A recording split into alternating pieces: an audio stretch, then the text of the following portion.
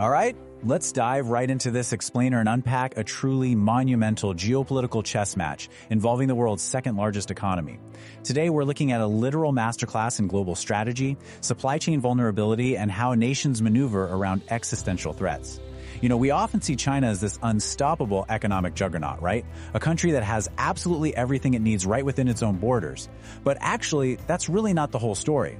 There is a hidden vulnerability, a strategic Achilles heel, if you will, that dictates almost every major international move they make. So to really grasp their global strategy, we first have to ask ourselves, what is the single missing puzzle piece that China so desperately needs? Think about the sheer scale of their manufacturing. I mean, the very factories that probably built the device you're watching this on right now. To keep a machine of that magnitude running day in and day out, you need fuel. You need an almost incomprehensible amount of energy. And while they definitely have a ton of resources domestically, there is one foundational element they just simply do not have enough of. The answer? Oil. China's economy absolutely cannot run without it. This massive dependency has actually positioned them as the world's largest oil importer. If this vital resource stops flowing, their factories grind to a halt, their supply chains freeze up, and their entire economic engine just sits idle.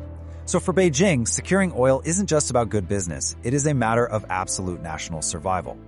Understanding this insatiable need is the total baseline for making sense of everything else we're going to look at today. Section 1. China's hidden weakness. Now, you might think securing this resource is just simple geography, especially given they have a massively oil-rich neighbor right next door. But in global politics, simple geography is rarely the whole story. Despite their close friendship and shared border, literally no ocean separating them, China gets only 15% of its oil from Russia. That means a staggering 85% is pulled from much, much farther away. We're talking the Middle East, Latin America, and even North America. On paper, that seems wildly inefficient, right? Why cross entire oceans when your neighbor has vast reserves right next door? Why take the harder route? Well, it all boils down to one simple old familiar saying: never put all your eggs in one basket. China completely understands that relying on a single supplier, even a friendly one, is a massive strategic risk. By spreading their enormous purchasing power across multiple countries, they're doing a whole lot more than just buying fuel. They're actively building global friendships, securing international votes in diplomatic arenas, and maintaining a remarkably strong, resilient position on the world board. They are literally turning a weakness, their desperate need for oil, into a powerful tool for global influence. Moving on to Section 2, the Malacca Chokepoint. Okay, so buying the oil from all over the world is really only half the battle. The other half, actually getting it all the way home. To understand the problem here, we need to clearly define what a choke point is. It's a strategic, narrow geographical route providing passage to another region, making it highly susceptible to blockage or control. Imagine a giant hourglass. No matter how wide the top and bottom are, everything has to squeeze through that tiny, fragile little neck in the middle. And that is exactly what the Strait of Malacca is for China's sprawling naval supply lines. It's the neck of the hourglass. And here is the absolutely crucial point. A staggering 80% of China's imported oil must funnel through this single, narrow oceanic passage. Just let that number sink in for a second. 80%! Despite all that careful diversification of suppliers in the Middle East and the Americas, nearly all of it ultimately ends up on isolated ships that have to sail through the exact same narrow strip of water. It is an alarming statistical reality for any nation, let alone a massive economic superpower. To put the sheer scale of this route into perspective, 70,000 ships pass through the Strait of Malacca every single year. That is nearly 200 ships a day squeezing through a corridor that's barely a mile and a half wide at its narrowest point. It's an incredibly congested maritime highway, and the logistical choreography required to keep this volume of ships moving safely, it's just mind-boggling.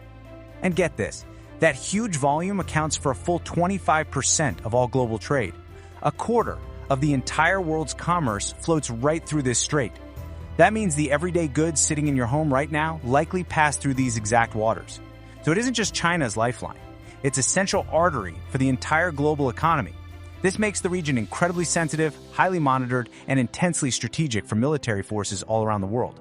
Which brings us to the ultimate friction point.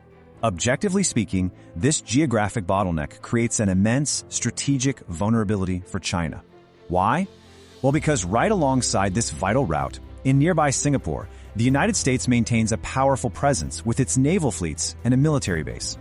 From a purely strategic standpoint, this gives the US the theoretical leverage to halt China's main supply line whenever it wants.